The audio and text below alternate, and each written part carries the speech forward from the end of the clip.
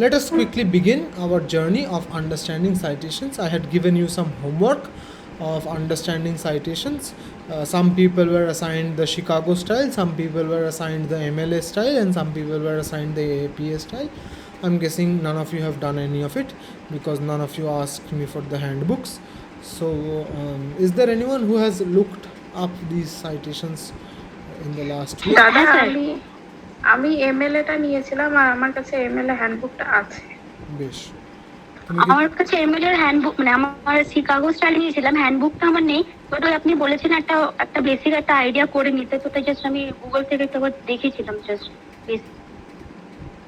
আচ্ছা, এমএলএ ছিল হচ্ছে শ্রেষ্ঠা, জয়শ্রী, সোহিনী, ঋতজা, নিহার, অরিত্রী, সৌভাগ্য, জেসমিন, সুপর্ণা আর কঞ্চিকা। এদের মধ্যে আমিও এমএলএ কিছুটা সার্চ করে একটু দেখে রেখেছি আর কি, বেসিক আইডিয়া। আর শিকাগো ছিল হচ্ছে বন্দনা, মেঘা, সৌভিক, ঋতব্রত, স্বপ্নজিৎ, তানিয়া, সাহানা, সুকন্যা, মাধুরী আর Ipsita.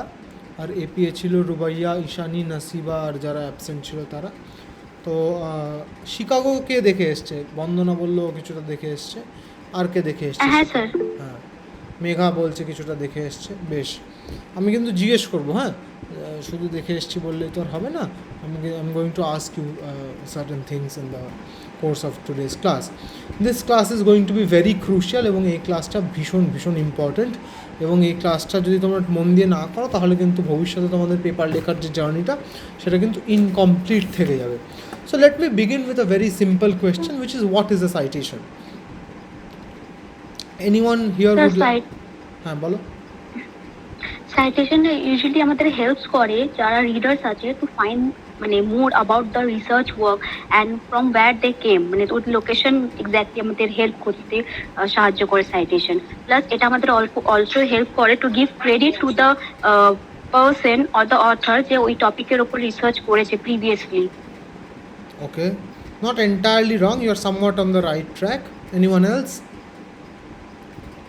Citation is mainly a referencing style which Good. is used to give credits for the previous works done by the authors এবং তাদের ক্রিয়েশনের উপরে একটা সুন্দরভাবে তাদেরকে ইয়ে দেওয়া যে আমি তার ওয়ার্কটা অ্যাজ টুকে নিচ্ছি না কমপ্লিটলি, তো সেই জায়গাটাকে সেই জন্য সাইটেশন ইউজ করা। ঠিক, একদম, you have hit the bullseye. Jasmine? হ্যাঁ, শ্রেষ্ঠা মোটামুটি ঠিকঠাক বলে দিয়েছে। মানে আমি যে রিসোর্স গুলো আমি ইউজ করেছি, প্রাইমারি এবং সেকেন্ডারি রিসোর্সেস, যেখান থেকে আমি পড়াশোনা করেছি, সমস্ত কিছু আমার কাজের মধ্যে তো দেখাতে হবে, সেইটাই হচ্ছে সাইটেশন মেনলি। তারপর তো ক্রেডিট দেওয়ার ব্যাপারটা তো এটা তো সেকেন্ডারি ব্যাপার। ওকে, এনিওয়ান এলস? আমার মনে হয় যে রিডার যারা পড়ছে পেপারটা তাদের জন্য যে মানে আরো ফার্দার এক্সপ্লোরেশনের জন্য যে সোর্সেস গুলো ওরা আরো এক্সপ্লোর করতে পারবে সেটাও একটা ব্যাপার আর কি। প্রথমেই the primary problem which I am seeing with your understanding of citation, সেটা হচ্ছে you are mixing citation with bibliography. দুটো একই জিনিস নয়, দুটোর মধ্যে আগে ডিফারেন্সিয়েশনটা আমরা পরিষ্কার করে নিই, তারপরে we will move on. First is citation is a style of referencing, যেটা Shreshtha has hit the bullseye. আমি প্রথমেই বলে দিলাম Shreshtha has hit the bullseye by saying যে citation is a style of referencing someone's work when I am borrowing a part of it. Understand this very carefully. I will repeat it. Citation is a style of referencing the fact that I am borrowing a part of someone else's research work. Now, when you are borrowing from someone else's research work, the primary criteria that needs to be there for you to borrow anyone's research work is that it needs to be published or at least present in the public domain. If not published, it at least needs to be present in the public domain, that is the internet or any library for that matter. If it is present in a library, then it is highly probable that it is already published. In some cases, if it is present on the internet, it might not imply that it is published, but if it is present on the internet, if it has a URL, then you can consider it published on the internet. So in that case also you can use it as your reference material or as your citation. বন্দনা, আমি শুনছি তোমার কথাটা, একটু বলে নিই আমি, হ্যাঁ তারপরে আমি শুনছি, ঠিক আছে? So citation is to be only given when you are directly borrowing from someone else. Now what does directly borrowing mean? In most cases, direct borrowing means giving a quotation or paraphrasing an idea or a quotation. যখন তুমি কারোর একটা quotation directly তুলে এনে সেই কোটটাকে ব্যবহার করছো in your academic paper, then you are bound to give credit to the person who has written that quote. This is called citation. That is citing the person who has already said this in a previously published paper or in a previously published book or whatever, in a previously published work of research. This has already been said by someone else. So this type of citation is called a citation, and this citation is of two types. First is an in-text citation. Ipshita এসছিস?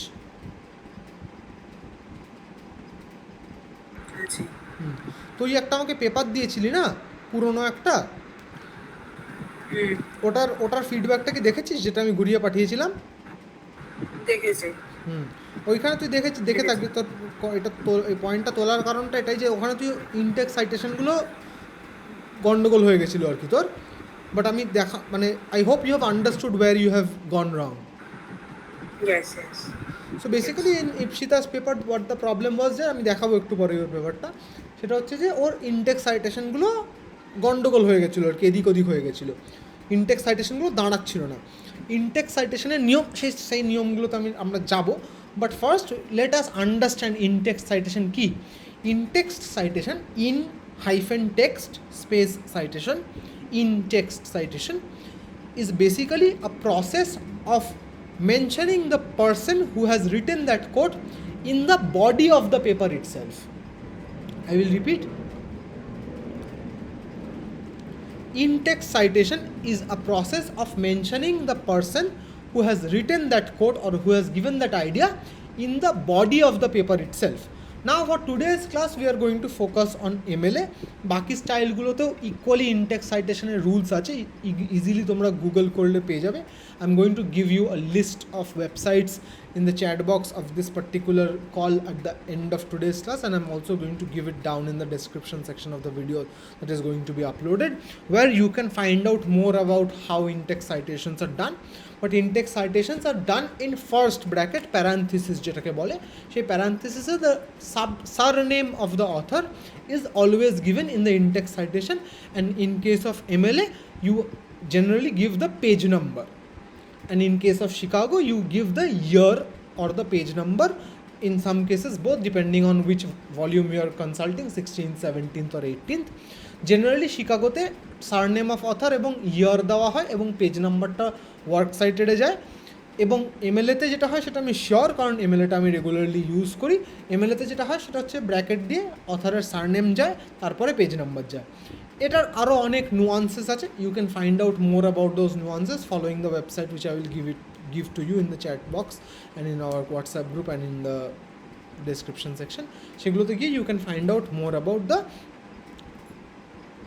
nuances of works cited, যে আলাদা আলাদা রকমের জিনিসকে কীভাবে আলাদা আলাদা রকমের works cited করতে হয়।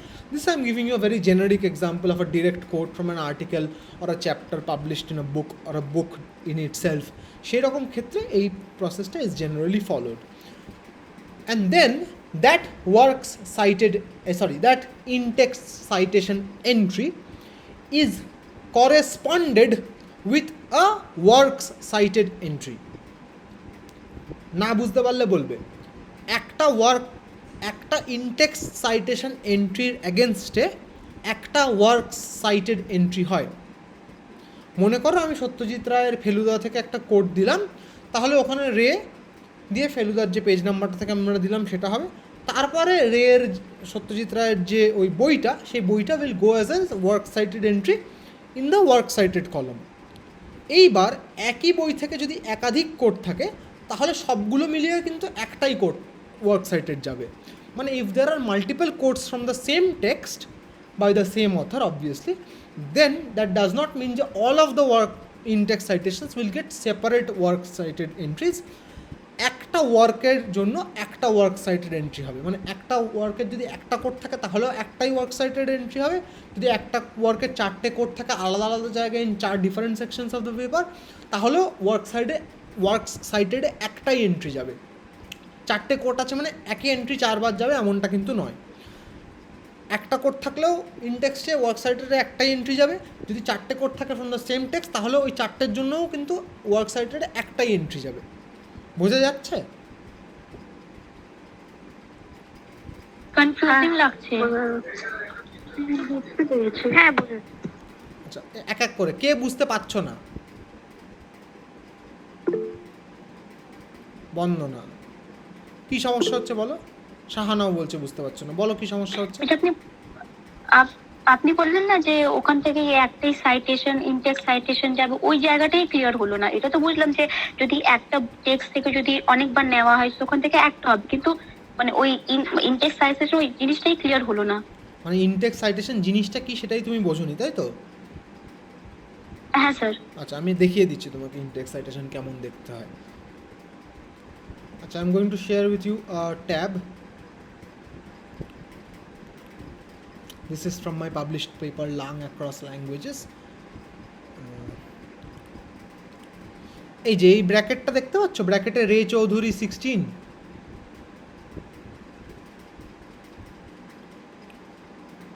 দেখা যাচ্ছে? হ্যাঁ এটাকেই বলে ইনটেক্স সাইটেশন। দেখা যাচ্ছে। ঠিক আছে, এই যে রে চৌধুরী 16টা আমি দেখালাম, এটাকেই বলে হচ্ছে ইনটেক্স সাইটেশন। ঠিক আছে, এবার মনে করো উপেন্দ্র কিশোর রায়ের যে সমগ্র, সেটা থেকে আমি একটা কোড দিলেও এই যে এখানে দেখো ওয়ার্ক সাইটেডের একটা এন্ট্রি আছে।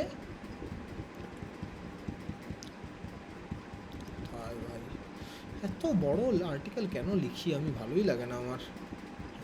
এই যে দেখো, এই যে এন্ট্রিটা দেখতে পাচ্ছ, রে চৌধুরী উপেন্দ্র কিশোর রচনাবলী, সাহিত্যম পাবলিশার্স 2000, দেখতে পাচ্ছ এটা? হ্যাঁ দেখা যাচ্ছে। এটাকে বলে হচ্ছে ওয়ার্কস সাইটেড এন্ট্রি। এই যে এখন তোমাদের স্ক্রিনে এখন যা যা আছে এগুলো সব ওয়ার্ক সাইটেড এন্ট্রি। তার মানে এই প্রত্যেকটা টেক্সট থেকে আমার পেপারে, পাবলিশড পেপারে একটা বা একাধিক ডিরেক্ট কোট আছে। মানে অমিয় চক্রবর্তী, সুশীল কুমার, সত্যজিৎ রায়, উপেন্দ্র কিশোর রায়চৌধুরী, ফার্ডিনান্দ দে সসিওর এবং ক্রিস্টিয়ান শেফার্ড বার, এদের সবার এই পার্টিকুলার টেক্সটগুলো থেকে আমার পেপারে কোনো ডিরেক্ট কোট আছে, তাই জন্যই এগুলো ওয়ার্কস সাইটেড কলমে এসছে। বোঝা যাচ্ছে কি বলতে চাইছি? সুপর্ণা বলো। হ্যাঁ দাদা বলছে যে ওয়ার্ক সাইটেডে শুধু কি যেখান থেকে কোড করব সেগুলোই দেবো, নাকি প্যারাফ্রেজের ব্যাপারটা? প্যারাফ্রেজ যদি কখনো, হ্যাঁ গুড কোয়েশ্চেন, যদি কখনো কোথাও থেকে প্যারাফ্রেজ করো, you will treat that same to same as a quote. একটা কোটকে তুমি যেভাবে ট্রিট করো, you will treat a paraphrase, an exact paraphrase the same as a quote. শুধু কোটেশন মার্কটা থাকবে না, তুমি সেখানে বুঝে তোমার কথার মাধ্যমে বোঝাবে যে তুমি প্যারাফ্রেজ করছো। সেখানেও যেই কোডটার থেকে তুমি প্যারাফ্রেজ করেছো সেই কোডটা যে পেজ নাম্বারে আছে সেই পেজ নাম্বারের অ্যাগেনস্টে তুমি ওয়ার্ক সাইটেডের ইনটেক্স সাইটেশনের এন্ট্রিটা দেবে, এবং সেই ইনটেক্স সাইটেশনের অ্যাগেনস্টে একটা ওয়ার্ক সাইটেড এন্ট্রি দেবে। ওকে, বোঝা গেছে? ওকে, হ্যাঁ হ্যাঁ। আচ্ছা, কেউ কি আছে যে ফলো করছো না? মানে is there someone who is not following what is being discussed? মানে আমার একটা কোয়েশ্চেন ছিল। হ্যাঁ বলো। হ্যাঁ বলছি যে মানে তুমি বললে যে ইনটেক্স সাইটেশনে যে কটা মেনশন মানে করছি সেইগুলোই কি আমার ওয়ার্ক সাইটেডে আসবে? তাহলে মানে বিবলিওগ্রাফিটা কি আসছি, হচ্ছে? বিবলিওগ্রাফিটাতে আসছি। আচ্ছা আচ্ছা আসছি, আচ্ছা আচ্ছা ঠিক আছে। আগে যেটুকু পড়াচ্ছি সেটুকু বোঝো আগে। হ্যাঁ হ্যাঁ ঠিক আছে। লাফে লাফে গেলে সমস্যা হবে। তো তাহলে এইটা গেল আমাদের ওয়ার্ক সাইটেড কলম। এত অবধি সবাই বুঝেছো?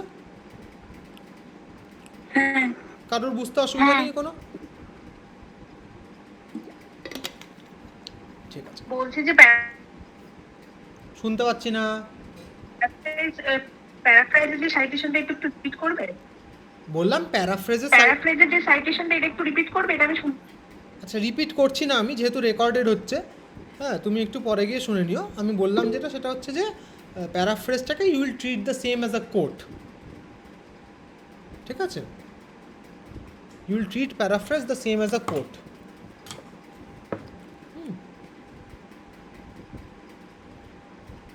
হ্যাঁ নিহার বলো।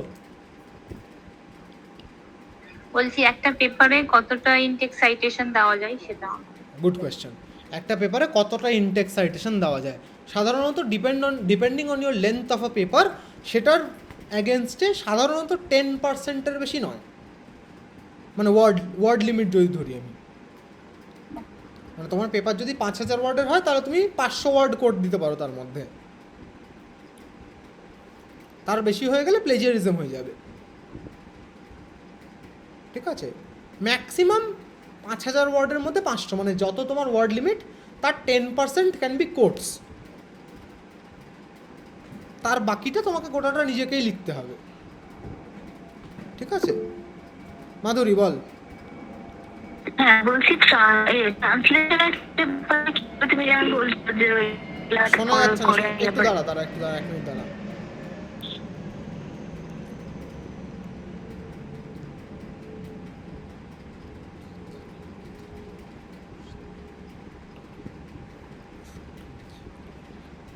হ্যাঁ এবার বল।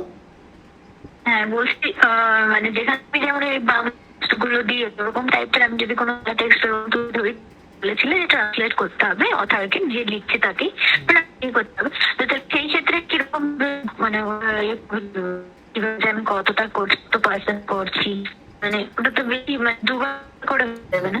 ভালো কোয়েশ্চেন, এটা খুব ভালো কোয়েশ্চেন।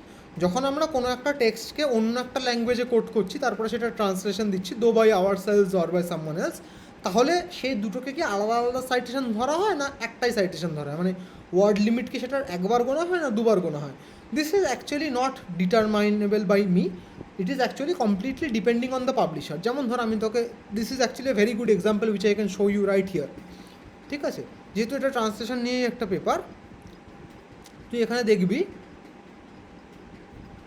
যে এখানে আমি একটা যে কোডটা তোকে আমি একটু আগে দেখাচ্ছিলাম আর কি, উপেন্দ্র কিশোর রায়চৌধুরীর যে কোডটা, এই দেখ এখানে কিন্তু বাংলায় কোড আছে উপেন্দ্র কিশোরের লেখা, তারপরে সেটা সত্যজিৎ রায়ের অনুবাদ আছে। এটা কিন্তু আমার এই অনুবাদ এইখানে এই পার্টিকুলার পেপারে কিন্তু এটাকে একটাই সাইটেশন হিসেবে ধরা হয়েছে, মানে যে কোনো একটা যেটা ওয়ার্ড লিমিট যেটার বেশি সেটাকেই আমার সাইটেশন কোটায় ধরা হয়েছে। এবার অনেকে, যদি তোর পেপারটা পার্টিকুলারলি ট্রান্সলেশনের ওপর হয়ে থাকে বা পুরো ইস্যুটাই যদি ট্রান্সলেশনের ওপর হয়ে থাকে, which was the case for this particular paper, সেই ক্ষেত্রে এরকম তুই বেঁচে যাবি। But if you are working on an open issue, বা তুই এমন একটা কোথাও দিচ্ছিস যেখানে translation is not one of the main themes,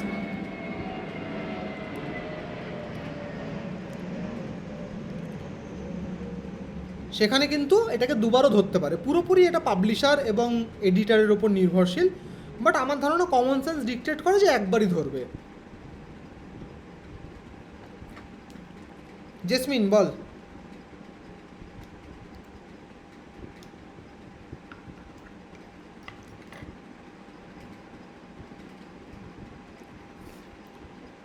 কিরে জেসমিন বল।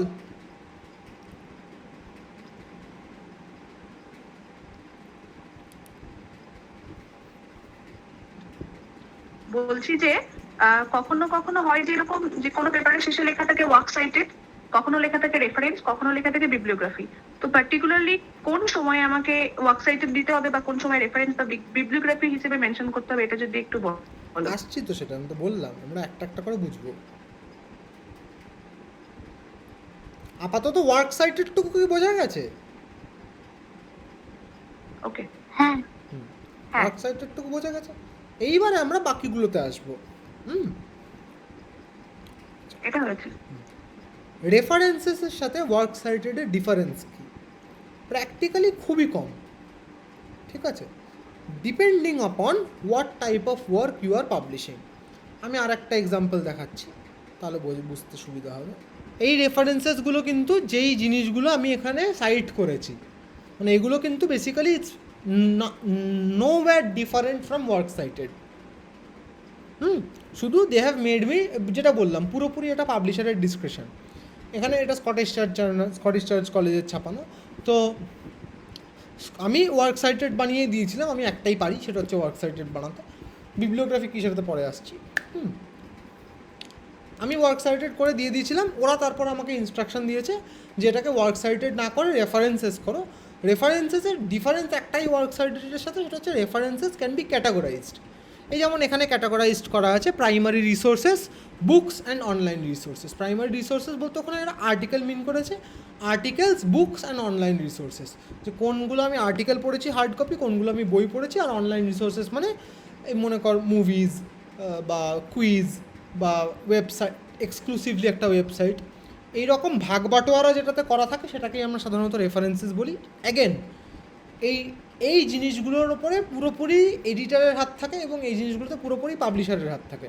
পাবলিশারেরও না, ম্যাক্সিমাম সময় এডিটারেরই হাত থাকে এগুলোতে। এডিটার নিজে ডিটারমাইন করে দেয় যে রেফারেন্সেস হবে না ওয়ার্ক সাইটেড হবে। যদি MLA হয়, if you are following MLA style, then you generally do work cited, ঠিক আছে। আর যদি শিকাগো হয়, then you do end notes and references. কোনোই ডিফারেন্স নেই। এন্ড নোট বেসিক্যালি ফুটনোটের মতোই, যখন তুই কিছু একটা অ্যাড করতে চাস।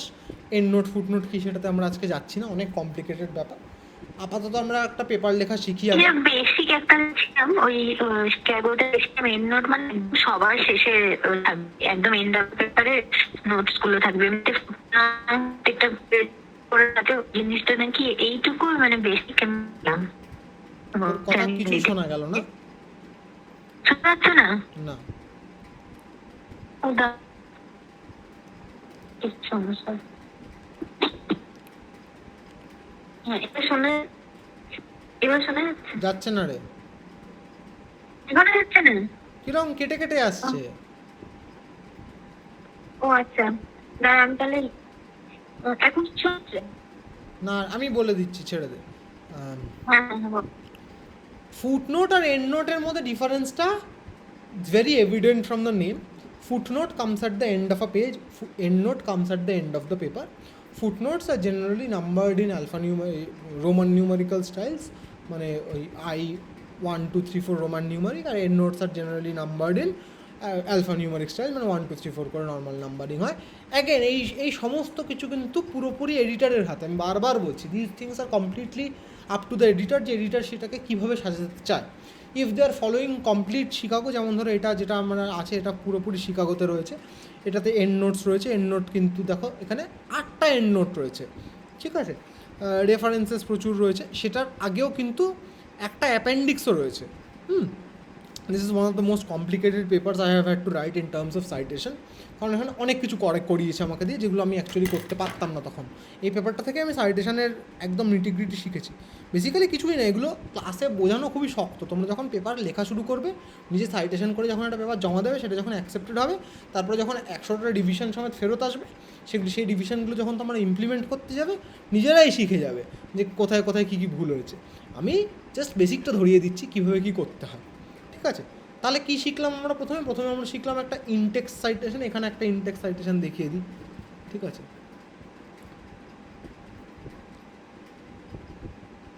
কোথায় ভাই, খুঁজেই তো পাচ্ছি না।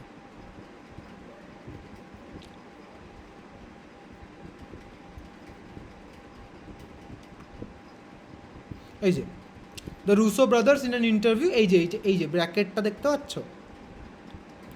30 এপ্রিল 2016, এগুলোকে বলা হচ্ছে ইনটেক্স সাইটেশন। সাধারণত শিকাগোতে ইনটেক্স সাইটেশনস কম থাকে, ফুটনোট বেশি থাকে। ইনটেক্স সাইটেশন যতটা পারা যায় কম দেওয়া হয়, ঠিক আছে।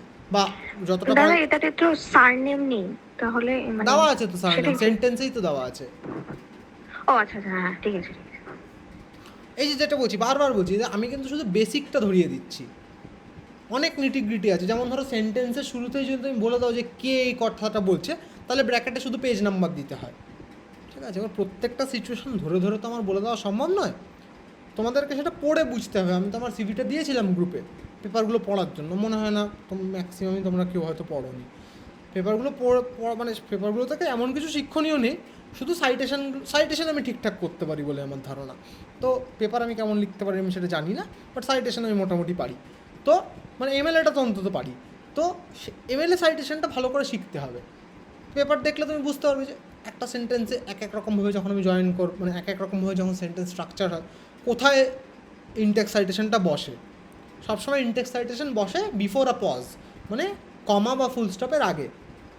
কমা ফুল স্টপ যখন পড়বে সে কমার আগে বা ফুল স্টপের আগে ইনটেক্স সাইটেশন বসবে।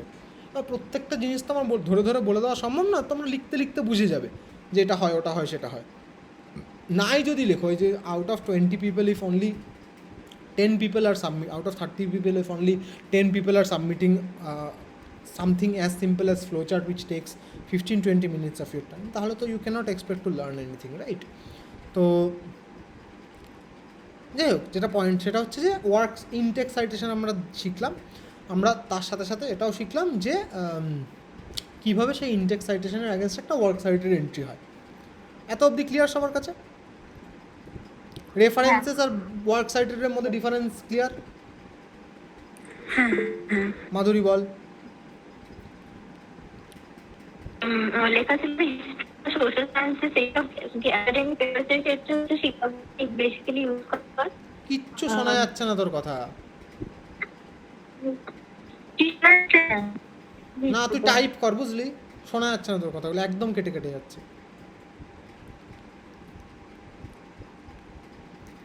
আচ্ছা, এইবার আমরা যাব বিবলিওগ্রাফিতে।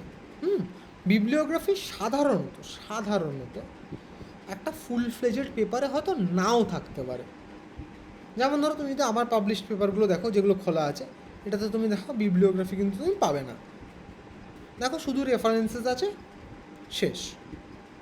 নোটস আছে, রেফারেন্সেস আছে, শেষ। বা যদি তুমি এটা দেখো, শুধু ওয়ার্ক সাইটেড আছে, শেষ। বিবলিওগ্রাফি কিন্তু নেই।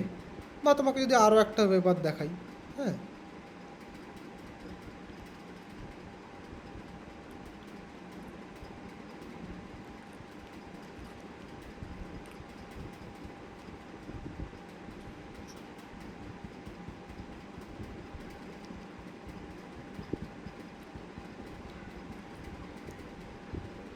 খেয়াল করে দেখবে ওয়ার্ক সাইটেডেই কিন্তু শেষ হয়ে যাচ্ছে, ঠিক আছে? বিবলিওগ্রাফি কিন্তু থাকছে না। তাহলে প্রশ্ন আসবে ঘুরিয়ে যে বিবলিওগ্রাফি কেন লাগছে বা বিবলিওগ্রাফি কোথায় লাগছে, ঠিক আছে? Bibliography is generally included for a larger piece of research like a thesis or a dissertation or a large paper, মানে 10,000 12,000 এরকম কোনো ওয়ার্ডের পেপার যদি হয়, সেখানে বিবলিওগ্রাফি আমরা ইউজ করে থাকি। What is a bibliography? A bibliography is a list of texts that have been consulted while writing the paper but have not been directly quoted or paraphrased. I will repeat. Bibliography is a list of texts that have been read or consulted or skimmed through or looked at while writing the paper but have not been directly mentioned or quoted or paraphrased in the paper.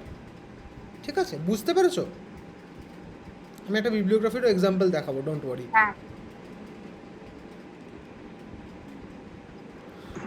আচ্ছা দাদা, এক minute. মাধুরী জিজ্ঞেস করছে Chicago কি কেবল history and social সায়েন্সেসের academic পেপারসে use হয় নাকি? না না, লিটারেচারও তো ইউজ হয়। আমি কত শিকাগোর এই তো যেটা তোমাকে আমি এক্ষুনি যেটা দেখালাম, literature of journal of humanities and social sciences, যেটা আমার পেপারটা বেরিয়েছে, ওটা তো শিকাগোতে করা। যদিও আমি খুব ভালো পারিনি ওটা করতে, বাট হ্যাঁ, শিকাগোর লিটারেচারে ফুল ফ্লেজেড ইউজ হয়। হ্যাঁ, শ্রেষ্ঠা বল। হ্যাঁ দাদা, বলছিলাম যে বিবলিওগ্রাফিতে যে আমি মানে যেটা আমি ধরো পড়েছি সেরকম মেনশন হচ্ছে, তো ইনটেক্সটে আমি মানে চাইলেও সেটা করতে পারবো না? না না, ইনটেক্সটে তুই এমনই মাত্র টেক্সট ইনটেক্স, ভালো করে বোঝ, in text citation is only when you give a direct quote or you are directly paraphrasing something. হ্যাঁ, মানে আমি ওয়ার্ক সাইটের কথা বলতে চাইছি আর কি, ইনটেক্স ভুল করে বলে দিয়েছি। ওয়ার্ক সাইট বুঝিসনি তাহলে? ওয়ার্ক সাইটেডে একমাত্র সেই এন্ট্রিগুলোই থাকবে যেগুলোর করেসপন্ডিং ইনটেক্সট আছে। আচ্ছা আচ্ছা আচ্ছা, ঠিক আছে। ওয়ার্ক সাইটেডে এমন কিচ্ছু যাবে না যেটার ইনটেক্সট নেই। আচ্ছা আচ্ছা, ক্লিয়ার ক্লিয়ার। বুঝেছিস কিনা আরেকবার বলবো? হ্যাঁ বুঝেছি বুঝেছি। এবার একটা বিবলিওগ্রাফি দেখাই, বিবলিওগ্রাফি কেমন দেখতে হয়। কোথায় যে যায়?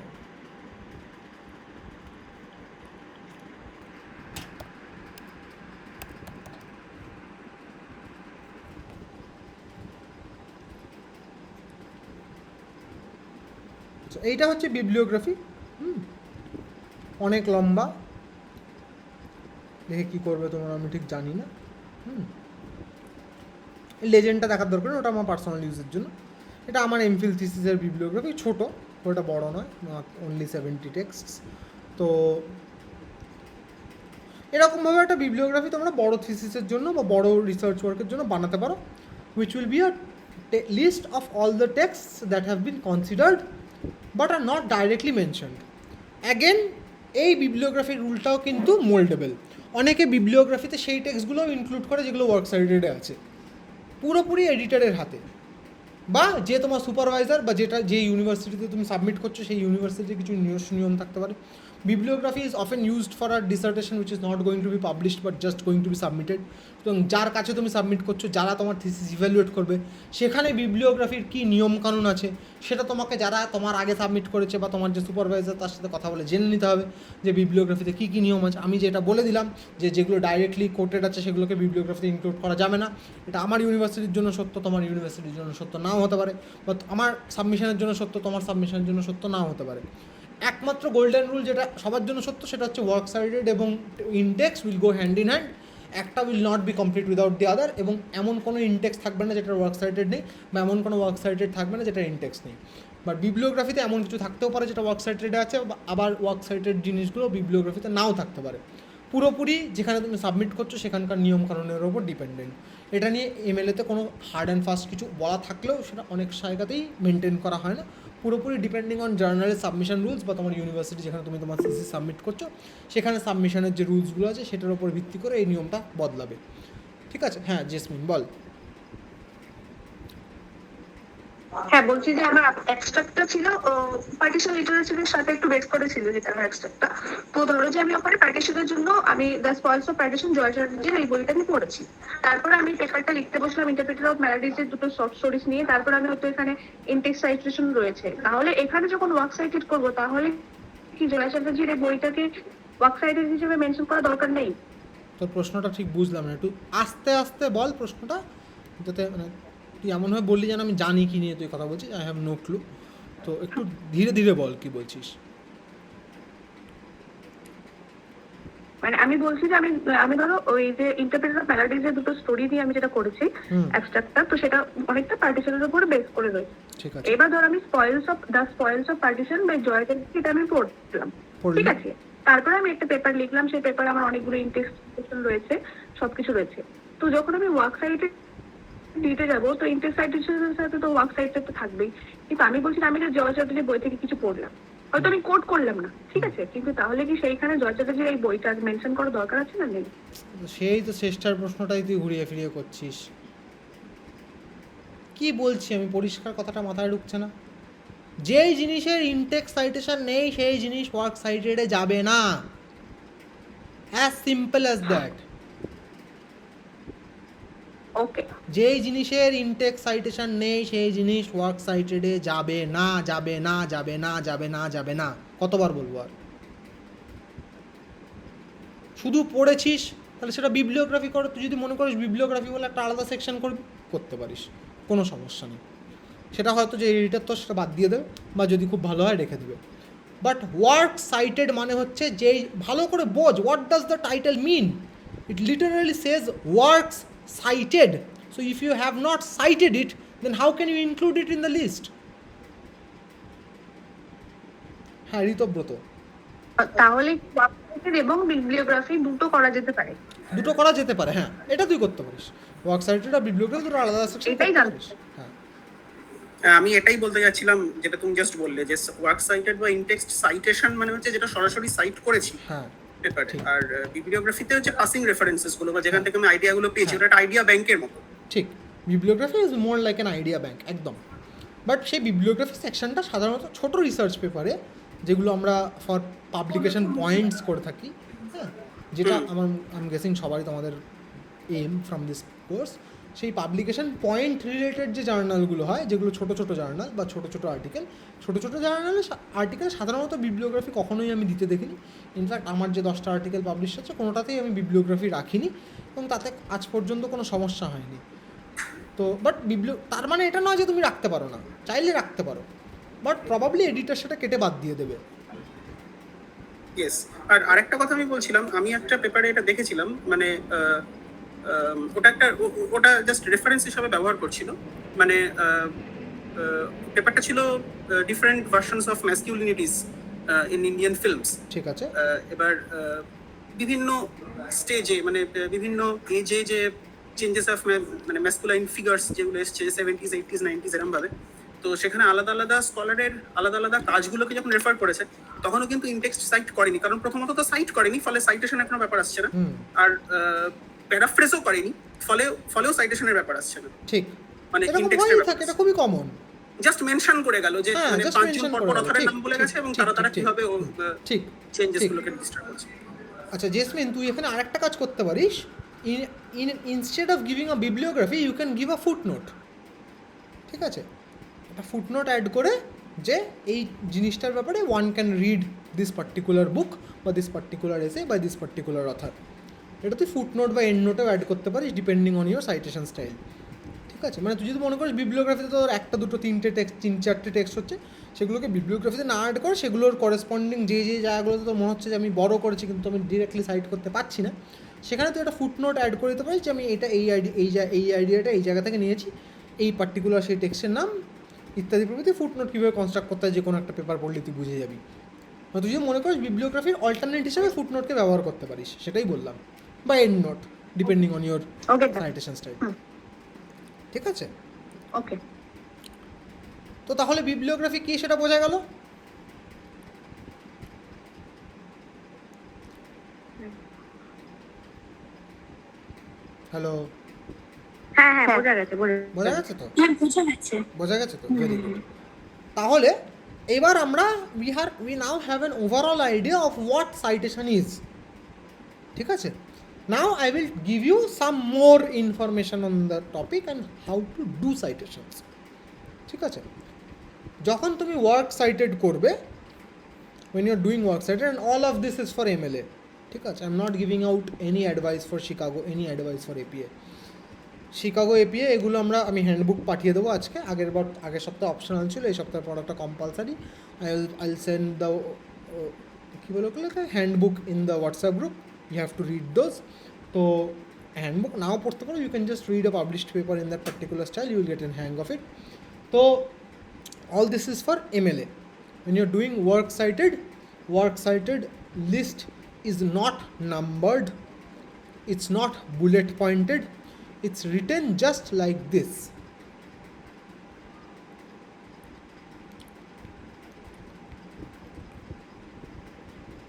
এই যে এটাতে যেমন তুমি দেখতে পাচ্ছ, এই যে এখন যেটা তুমি স্ক্রিনে দেখতে পাচ্ছ, এরকমভাবে জাস্ট লিখে দেওয়া হয় following an alphabetical order. ঠিক আছে, following an alphabetical order. এইবার now we will come to how an works cited entry is constructed. ঠিক আছে, and this will be for MLA only.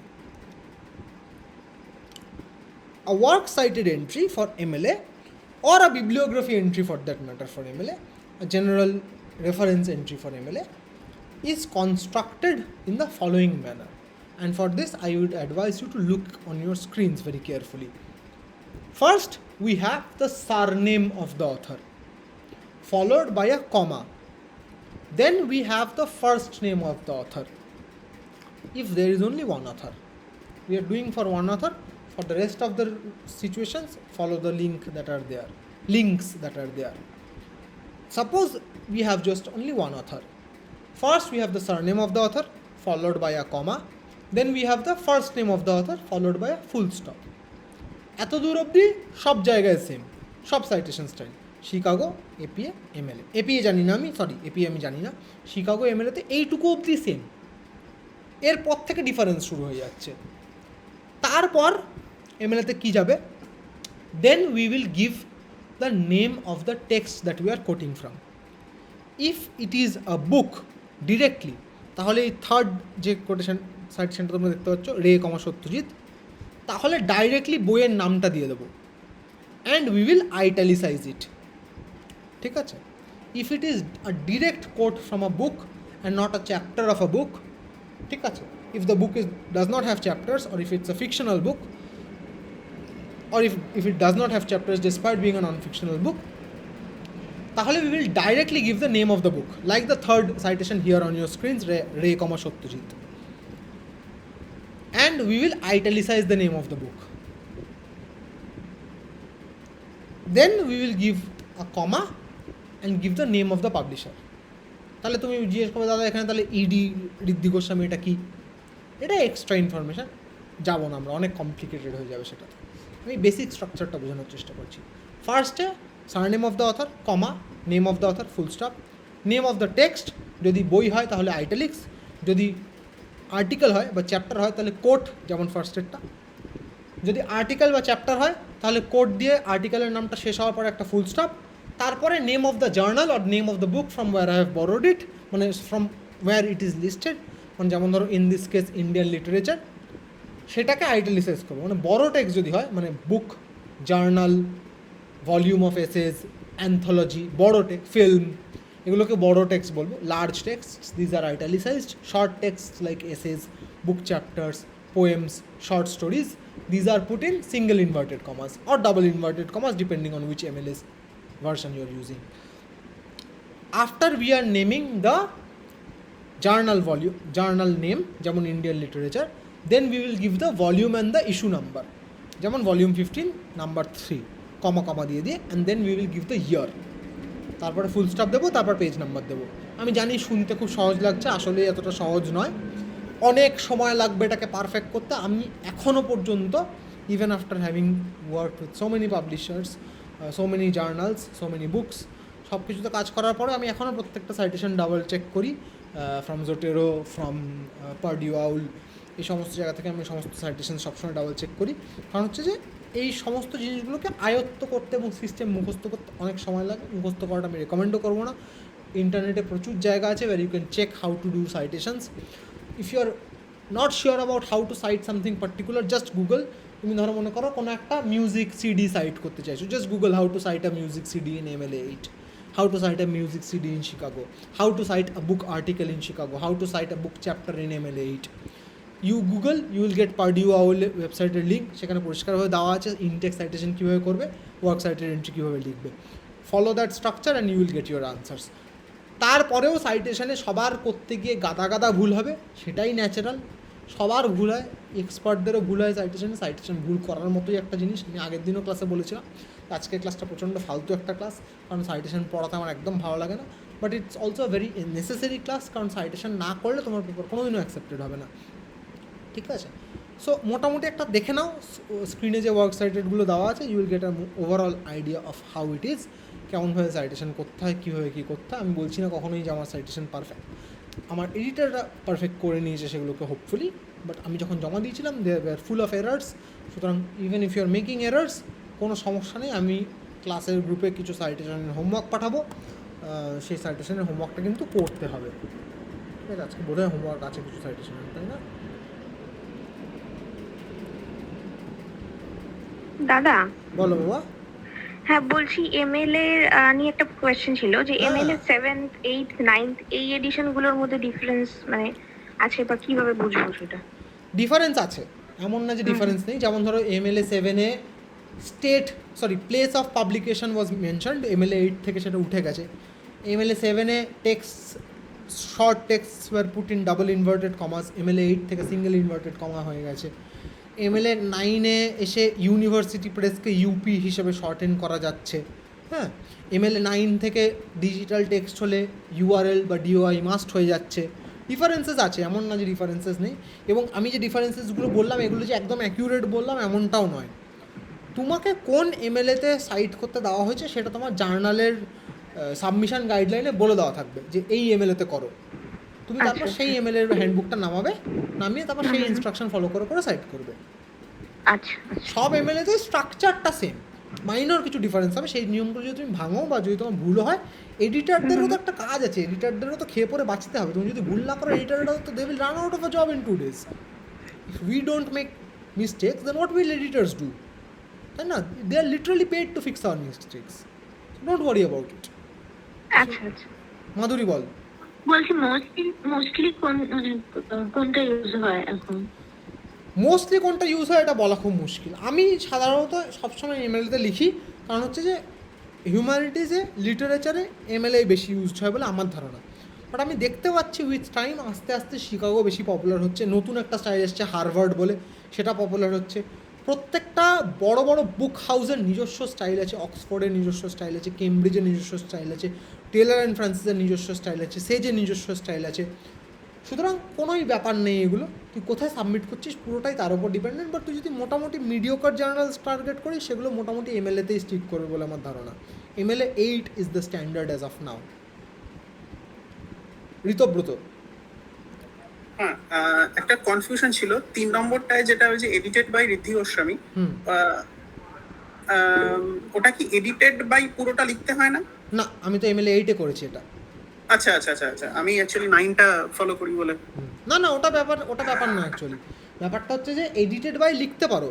Actually এখানে আমার একটা ভুল হয়েছে, ইডির পর একটা ডট হতো, ডট হবে। হ্যাঁ, ওটা ভুল হয়েছে। হ্যাঁ, ওটা আর এই ভলিউম 28 নাম্বার 1 to 2 মানে যেটা ইস্যু নাম্বার, এটার পরেও বোধহয় একটা ডট হবে ভলিউম। কোনটা বলো তো, কত নম্বর? সেকেন্ডটা, Sushil Kumar understanding translation of Indian literature. এনোতেও ডট হবে। হ্যাঁ, বেসিক্যালি এটা একটু তাড়াহুড়ো করে করা হয়েছে তো, তাই দেখো দুটোর মধ্যে নাম্বারেরও কনসিস্টেন্সি নেই। ঠিক আছে, মানে দুটো। আরেকটা, হ্যাঁ বলো, তুমি বলো। আরেকটা যেটা এটা যেটা আছে মানে ঠিক করা আছে, আমার মনে হয় এটা একটু সবাইকে বলা দরকার, যে এই হ্যাঙ্গিং স্টাইলটা ইনডেন্ট করে দিতে হয়। হ্যাঁ, ওটা অনেক পরের ব্যাপার, অনেক পরে। হ্যাঁ, অনেক পরের ব্যাপার। হ্যাঙ্গিং ইনডেন্ট একটা কোনো ব্যাপারই নয়, that is there as a feature in MS doc, MS word or Google doc. ঠিক আছে, হ্যাঙ্গিং ইনডেন্টটা কোনো ইস্যুই নয়। ঠিক আছে, ওটা 1 মিনিটে হয়ে যাবে। আরেকটা জিনিস যেটা হচ্ছে যে MLA তে যেটা ওয়ার্কস সাইটেড হিসেবে লেখে, সেটাই আবার শিকাগোতে রেফারেন্সেস মানে অথর ডেট স্টাইল আর রেফারেন্স স্টাইল দুটো আলাদা করে লেখে। মানে হ্যাঁ হ্যাঁ, ওটাই আমি বলছিলাম তুমি জয়েন করার আগে। হ্যাঁ হ্যাঁ, এই যে সাইটেশনটা দেখাচ্ছি, এটা পারফেক্ট নয় কোনোভাবেই। এখানে আমি নিজের চোখেই 2-3টে ভুল এখনই দেখতে পাচ্ছি। ঠিক আছে, ঋতব্রত যেগুলো পয়েন্ট আউট করলো। ঠিক আছে, বাট ওভারঅল ঠিকঠাক আছে আর কি। হ্যাঁ বলো। হ্যাঁ দাদা, তো তুমি যেটা বললে পেপার লেখার সময় সাইটেশনের মানে number of words should be limited to 10% of the length of the paper. এই নাম্বারটা মানে কতটা স্ট্রিক্ট? মানে খুবই, স্পেশালি যদি আমি অন্য কারোর কাজের এক্সটেনশন হিসেবে আমার পেপারটাকে প্রেজেন্ট করি, তাহলে দেখ ব্যাপারটা তুই করে বলি। হ্যাঁ 100 বার। হ্যাঁ দেখ ব্যাপারটা হচ্ছে যে এটা পুরো আমার ব্যক্তিগতভাবে ধারণা যে প্লেজিয়ারিজমকে আমাদের খুব সিরিয়াসলি নেওয়া উচিত। মানে সিরিয়াসলি নেওয়া উচিত মানে প্লেজিয়ারিজম না করাটাকে খুব সিরিয়াসলি নেওয়া উচিত। তুই যেটা বলছিস যে even if your work is extension of someone else, সেখানে ডাইরেক্ট কোড 10%-এর বেশি দেওয়ার যুক্তি আমি দেখি না। ঠিক আছে, কিছু কিছু ক্ষেত্রে লোকে 15-20% অব্দি অ্যালাউ করে দেয়, বাট আমার মনে হয় করা উচিত নয়। আচ্ছা, ডাইরেক্ট কোডটা কি, ডাইরেক্ট কোডটা প্যারাফ্রেজটা কি একসাথে ধরা হচ্ছে? না, ডাইরেক্ট কোডটা 10%। আচ্ছা, ডাইরেক্ট কোড, প্যারাফ্রেজটা ধরা হচ্ছে? প্যারাফ্রেজটা ওই 5% মতো। আচ্ছা, ওটার কোনো হার্ড অ্যান্ড ফাস্ট রুল নেই আর কি। আচ্ছা আচ্ছা আচ্ছা, মানে থাকতেও পারে অ্যাকচুয়ালি, মানে ডিপেন্ড করছে পাবলিশার এডিটর এদের উপর। আচ্ছা, এই বারবারই বলছি প্রত্যেকটা জিনিসই ভ্যারি করবে from person to person and from editor to editor, publisher to publisher. জার্নালে দিচ্ছিস না বইয়ে দিচ্ছিস, সে বইটা কোথা থেকে বেরোচ্ছে, ইন্টারন্যাশনাল না ন্যাশনাল, কে সেটার এডিটর, কারা সেটার আদার কন্ট্রিবিউটার্স, এইসবের উপর অনেক কিছু ডিপেন্ড করে। শ্রেষ্ঠা। দাদা ঋতব্রত ওই হ্যাঙ্গিং কি একটা বলে, ওটা বুঝলাম না, একটুখানি বলে দাও। মানে হচ্ছে এই যে দেখো, ফার্স্ট লাইনটা একদম বাদিক থেকে শুরু হচ্ছে এবং তারপরের লাইনটা একটা ট্যাব ছেড়ে শুরু হচ্ছে। ও আচ্ছা, এটা একটা টাইপ অফ ইন্ডেন্টেশন। হ্যাঁ, মানে লাইন কোথা থেকে শুরু হবে with respect to your left margin, এটাকে ইন্ডেন্টেশন ইন্ডিকেটর বলে। তো এইখানে যে টাইপ অফ ইন্ডেন্টেশনটা করা আছে, এটাকে বলা হয় হচ্ছে হ্যাঙ্গিং ইন্ডেন্ট। সেই হ্যাঙ্গিং ইন্ডেন্টটা তুমি যদি সিলেক্ট করে এমএস ওয়ার্ডে বা গুগল ডকে ইন্ডেন্টেশন অপশানে যাও, হ্যাঙ্গিং ইন্ডেন্ট বলে একটা অপশান পেয়ে যাবে, ওটাতে সিলেক্ট করলে অটোমেটিক এটা হয়ে যায়, কোনো হাতি ঘোড়া ব্যাপার নয়। ওটা সিলেক্ট করে রাইট ক্লিক করলে প্যারাগ্রাফ বলে একটা অপশন আসে, ওই প্যারাগ্রাফটা থেকে ইন্ডেন্টটা চেঞ্জ করা যায়। আচ্ছা আসলে আমি এমএস ওয়ার্ডটা ইউজ করি না, তাই আমি বলতে পারবো না। এমএস গুগল ডকে ফরম্যাটে অ্যালাইনমেন্টের আন্ডারে অপশানটা আছে। আচ্ছা আচ্ছা, আমি আপাতত রেকর্ডিংটা বন্ধ করলাম। থ্যাংক ইউ সবাইকে। আবার দেখা, মানে আমি এটা এমনি বলছি, আবার বলবো একবার, আবার দেখা হবে পরের ক্লাসে।